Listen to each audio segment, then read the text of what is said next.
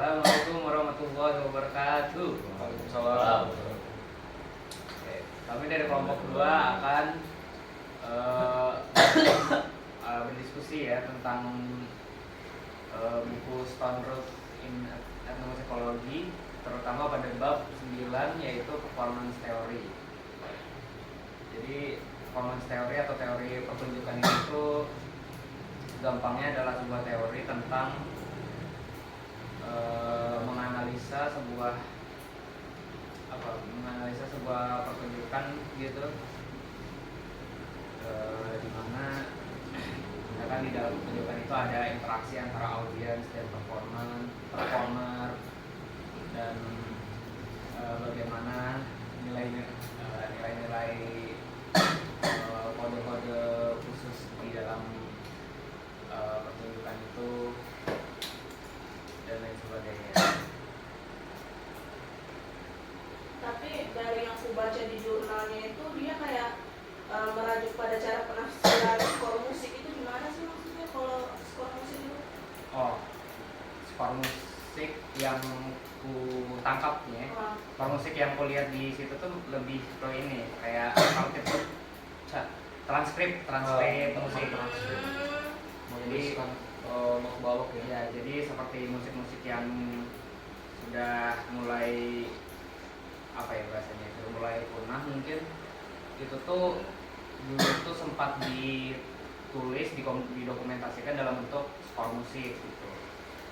Di situ kata-katanya apa? Apakah dia memainkan atau menafsirkan ya? Iya, penafsiran. Kalau penafsiran tuh mungkin kalau menurutku dia seperti kata lain dari memainkan gitu. Jadi seperti memainkan lagi skor musik yang ada dan diwariskan itu lalu ditampilkan seperti itu.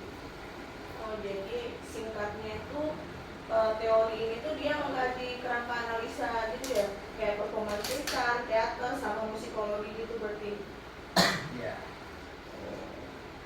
Itu di performance theory. Ya. Iya. Ya kan? Jadi dia tidak hanya meneliti pertunjukan musik, tapi juga teater, lisan dan lisan dan lain sebagainya. Ada yang ingin disampaikan atau dipertanyakan gitu? Aku mau nanya. Kayak scoring kan? ya, Scoring dari performance itu apa yang ditranskripkan? Mungkin dari instrumennya atau kebutuhan buat performance gitu.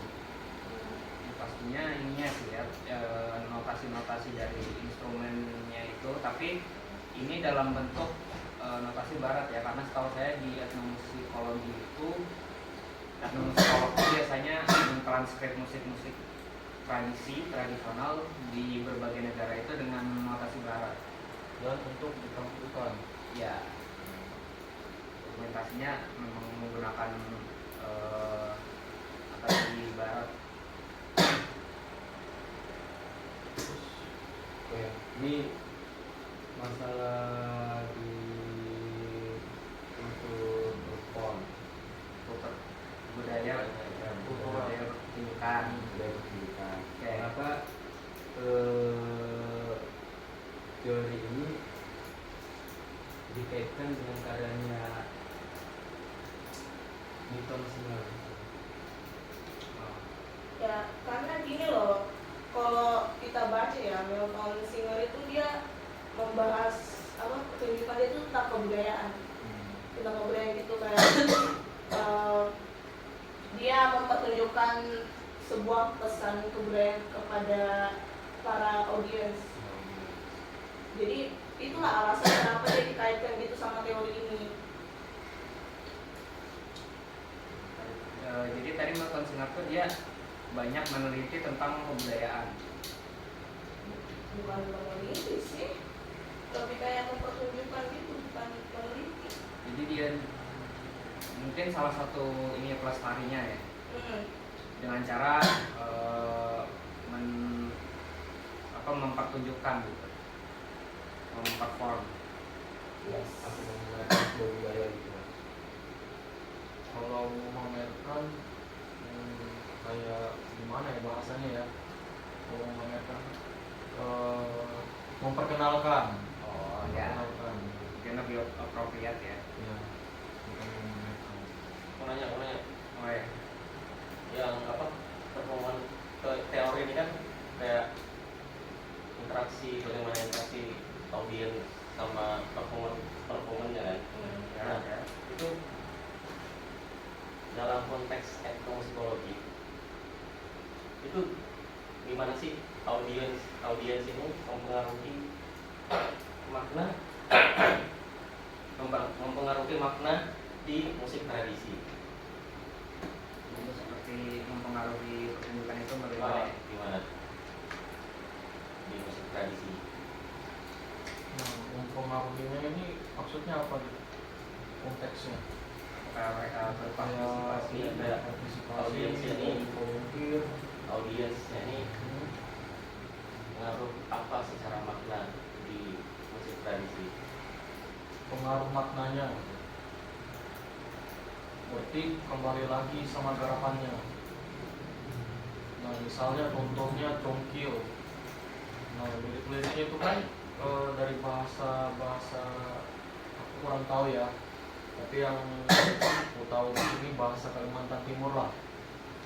Nah itu pasti mempunyai makna yang tersirat gitu.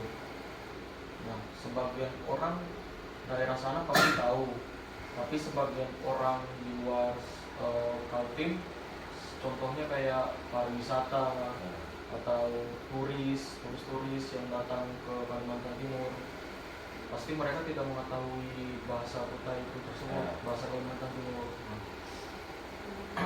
Nah, dalam lagu-lagu congkil kan pasti kayak mempunyai makna-makna ciri khasnya sendiri kan.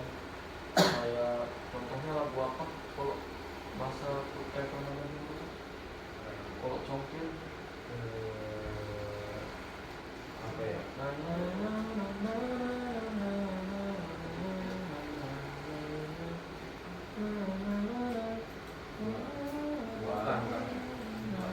Ya pokoknya itulah. Nah, aku nggak tahu tentang apa secara spesifiknya. Nah mungkin bagi orang Kalimantan Timur merasa wah ini bagus nih liriknya, ini begini nih, jadi terpengaruh. Jadi sebagian orang kota pasti terpengaruh. Terus orang luar kayak turis misalnya bisa men-searching atau menanyai orang sekitar daerah sana gitu, ini lagunya maknanya apa sih, dengan bahasa yang mereka punya, dengan turis, dengan manajer translator yang dia bawakan gitu. Ya pada akhirnya pengenalan budaya ya. Sebenarnya kalau menurutku sih peran audiens itu lebih kayak ini sih, kalau ibaratnya perform tapi nggak ada penonton kan jadinya kan bukan performance kan jadinya. Ya. Sesimpel itu aja sih, kayak kalau misalkan nggak ada audiensnya berarti performance itu bisa dibilang gagal gitu dan tidak berjalan, jadinya malah performance-nya berarti tadi gagal gitu. Nah dengan adanya audiens ini itu bisa mensukseskan performance dari seniman-seniman, itu menurutku.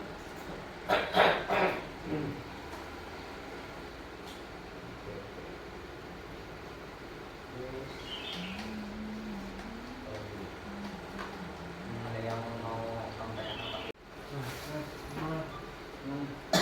Oke lanjut. Mohon maaf tadi agak terpotong sedikit. Ya bagaimana? Jadi sebenarnya dari saudara Nafil ada pertanyaan. Maaf. Yang dipertanyakan itu siapa sih siapa?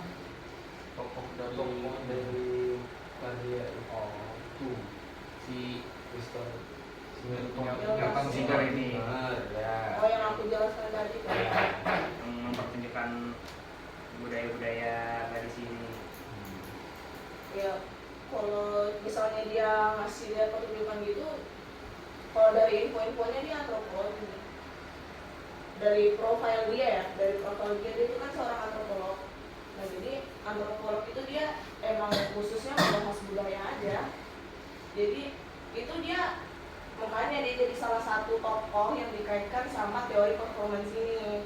Karena emang tokoh ini yang paling pas gitu loh, dia soalnya ngebahas pertunjukan budaya, terus kebudayaan lah intinya gitu, yang bisa dia kasih ke para audiens, kita sebut audiens gitu. Nah, Jadi pada dasarnya sebenarnya dia bukan etnomusikolog ya, bukan. tapi karena dia antropolog dia jadi masuk dalam teori performance ini. Justru antropologi ini berhubungan banget sama etnomusikologi. Makanya dia bisa dikaitkan gitu loh. Tapi kan berhubungan banget ya. Antropologi itu kan setauku ini sedikit melenceng dikit ya. Ya. Mungkin nanti kita bahas dikit aja. Kan antropologi ini kan sebuah ilmu yang mempelajari manusia. Sementara etnomusikologi itu tentang musik gitu, terutama world music. Bisa jelasin dikit aja nggak, kayak sebenarnya tuh apa sih hubungannya gitu? Hubungan apa nih? Hubungan apa? Hubungan antara studi manusia, studi perilaku manusia dengan musik gitu. Kan antropolog kan studi yang ini Yang tentang mempelajari manusia sama budaya. ya. Nah, apa hubungannya dengan etnomusikologi? Kan etnomusikologi kan bukan ngebahas tentang musik aja. Ya. Etnomusikologi kan juga ngebahas tentang kebudayaan yang ada dalam musik, terus juga kebudayaan di seluruh daerah Indonesia. Bahkan kita juga ngebahas dari luar juga kan, kebudayaan luar. Tapi etnomusikologi ini lebih fokus ke di Indonesia. Jadi itu berhubungan lah, etnomusikologi ngebahas kayak kebudayaan di Indonesia tapi melalui musik. Sedangkan antropologi ini ya dia belajar tentang manusia sama kebudayaan. Nah kan dalam musik kan pasti yang mainin itu kan manusia.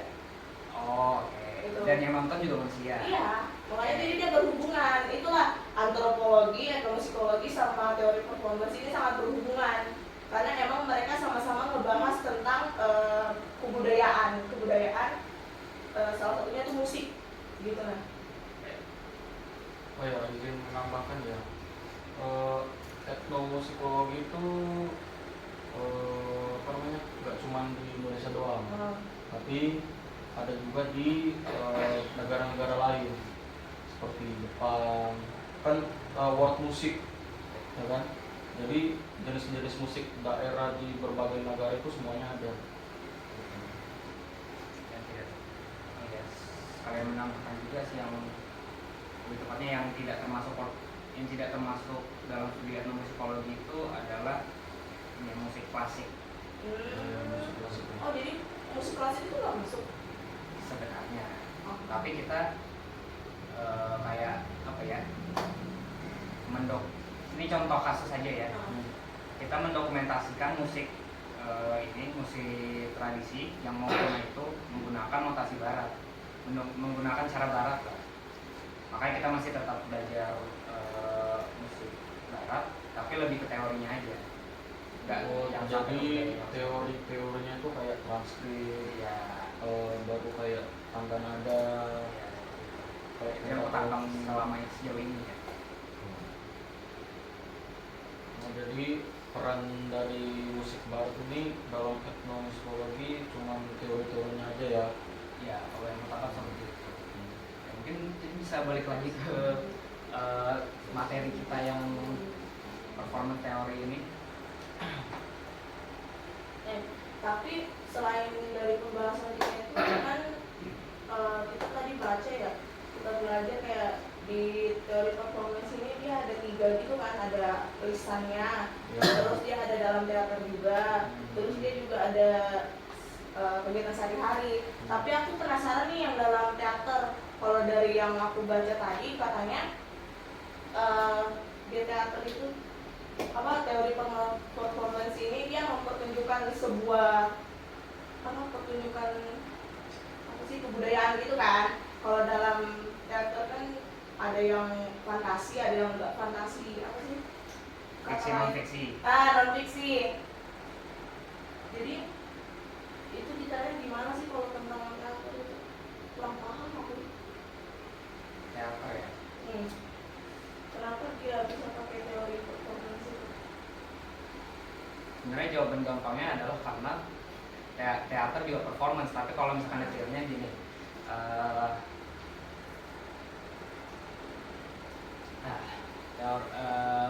teater itu kan sebelum itu kan di dalam teori performance ini kan kita belajar seperti bagaimana cara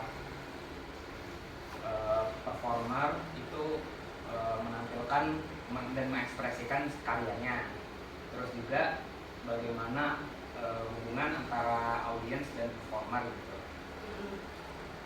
Nah, dari teori-teori tadi itu sebenarnya bisa dihubungkan kayak bagaimana cara si performer ini mengekspresikan atau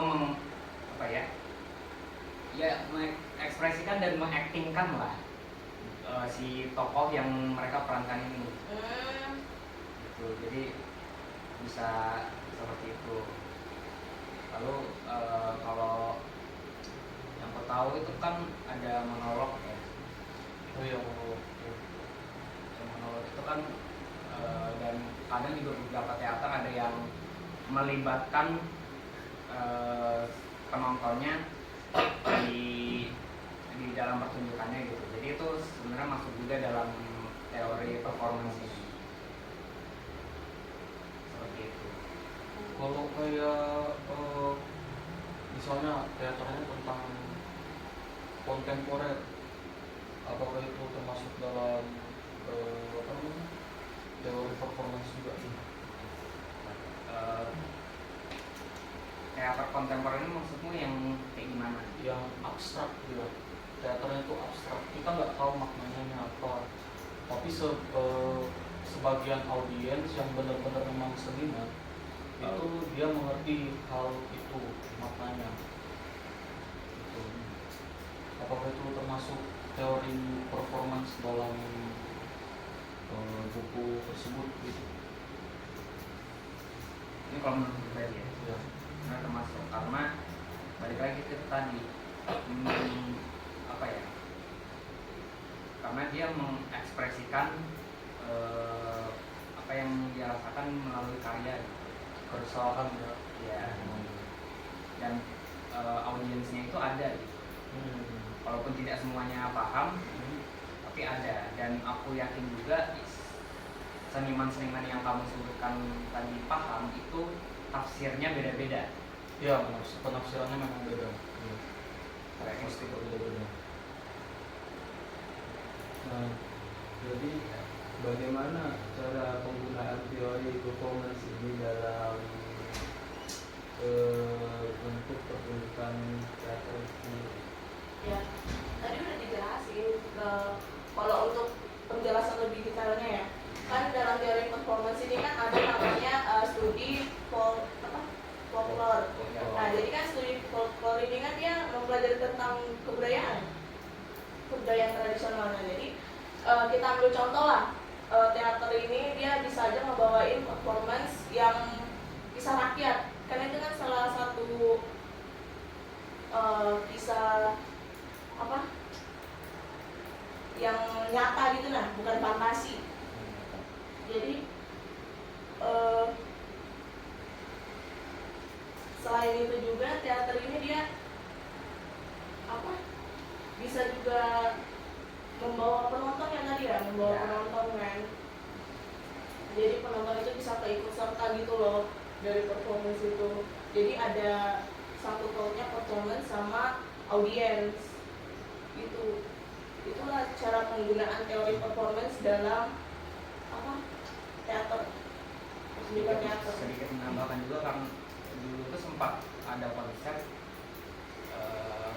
kita tuh mau pakai teater itu untuk jadi di acara kita kemarin itu sempat menggunakan ini ya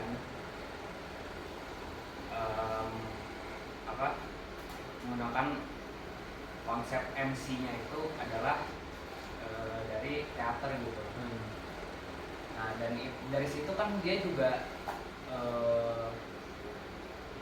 sebenarnya kan mengajak penonton. MC itu kan sebenarnya kan mengajak penonton kan untuk keep tetap semangat, untuk menjaga semangatnya gitu, biar penonton juga nggak bosan dari performer satu ke performer dua juga transisinya bagus. Oh, berarti yang kamu sebutkan itu berarti line up ya berarti? Ya nggak, maksud aku ngomongin ininya nih, kayak ini kan MC-nya nih menggunakan konsep teater gitu. Jadi kayak dari satu pertunjukan musik habis itu ada teaternya. Oh iya. Oke. Transisinya berarti ya. Ya di transisi itu ada pertunjukan teater, dan dia tuh karena MC dia menggunakan pokoknya ada interaksi dengan penonton lah, itu jadi masuk dalam teori ini, teori performance. Jadi kesimpulan dari teori performance in etnomusikologi ini secara luas nih apa gitu kesimpulannya? Ya intinya teori ini ngebantu kita itu dalam menyoroti perangkat strategis dalam performance musik gitu. Jadi misalnya ada orang mempertunjukkan sesuatu gitu kan.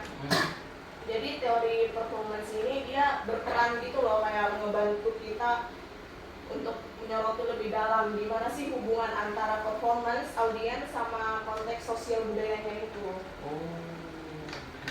Proses ininya juga kayak proses pengkaryaannya seperti Iya. latihannya, bagaimana cara dia menyampaikannya, Inspirasinya juga dari mana? Inspirasi. gitu. Nah itu poinnya kan. Jadi gitu ya. ya. Sekian dari kelompok kami. Terima kasih. Wassalamualaikum warahmatullahi wabarakatuh. Waalaikumsalam.